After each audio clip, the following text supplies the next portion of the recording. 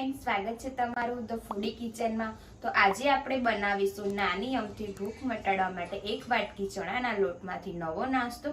તો વિડીયોને પૂરો જોજો, એકદમ આપણે ઈઝી રીતના જ બનાવવાના છીએ। તમે પણ ઘરે બનાવી શકો તેવી રીતના એકદમ ટેસ્ટી લાગશે। તો ચાલો આપણે વિડીયો શરૂ કરીએ। તો નાસ્તો બનાવવા માટે આપણે એક વાટકી ચણાનો લોટ લઈશું પહેલા। હવે એની અંદર આપણે ખાંડેલું લસણ અને મરચું છે તે એડ કરીશું।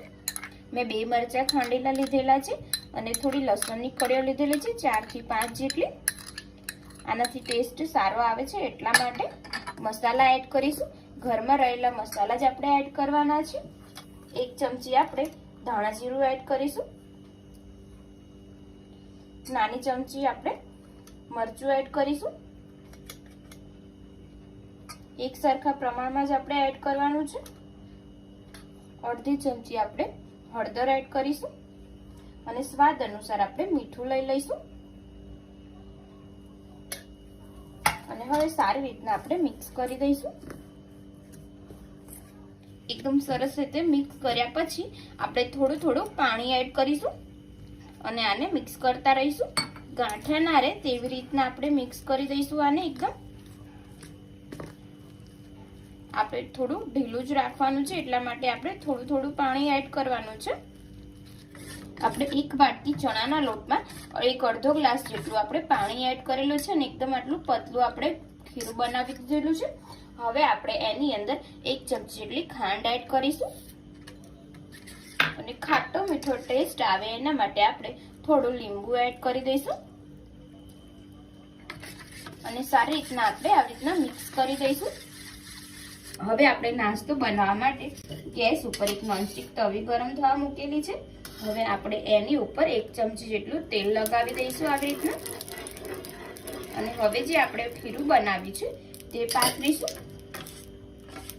ગેસ જ્યારે ધીમો જ રાખવાનો છે આપણે, તવો ગરમ થઈ જાય એટલે આપણે ગેસ ધીમો કરી દેવાનો છે અને આવી રીતના આપણે પાથરી દઈશું। પાથર્યા પછી આપણે ઉપરથી 1 ચમચી તેલ એડ કરીશું આવી રીતના, જેથી આપણે એક સાઈડ ફેરવીએ તો ચોટે નહીં એટલા માટે। હવે આપણે એક સાઈડથી થઈ જાય એટલે આપણે પલટાવી દઈશું। હવે આપણે એક સાઈડથી પલટાવી દઈશું અને હવે બંને સાઈડ આપણે એકદમ બદામી કલરનો થવા દઈશું। સરસ આપણે આવી રીતના શેકી લઈશું। હવે બંને સાઈડથી સરસ આપણું શેકાઈ ગયો છે પુડલો, એટલે આપણે કાઢી લઈશું ડીશમાં। આવી રીતના આપણે બધા પુડલા બનાવી લઈશું। એકદમ સરસ જાળીદાર અને બંને બાજુથી સરસ શેકાઈ ગયો છે અને આપણે પ્લેટમાં કાઢી લઈશું। ફ્રેન્ડ્સ, આપણો માત્ર 1 વાટકી ચણાના લોટમાંથી નવો નાસ્તો રેડી થઈ ગયો છે। એકદમ ઓછા તેલમાં આપણે બનાવ્યો છે અને ઓછા સમયમાં પણ 5 મિનિટની અંદર બની જાય છે અને તમને ખાવાની પણ મજા આવશે। આપણે કોથમીર મરચાંની ચટણી સાથે આને સર્વ કરેલો છે। જો તમને મારી આજની રેસીપી પસંદ આવી હોય તો વિડીયોને લાઇક કરજો, શેર કરજો, કમેન્ટ કરજો અને ચેનલને સબસ્ક્રાઈબ કરવાનું ના ભૂલતા, જેથી મારા આવનારા નવા વિડીયો પહેલા તમને મળે। તો ચાલો હવે મળીએ આપણે એક નવા વિડીયો સાથે। જય માતાજી, જય શ્રી કૃષ્ણ।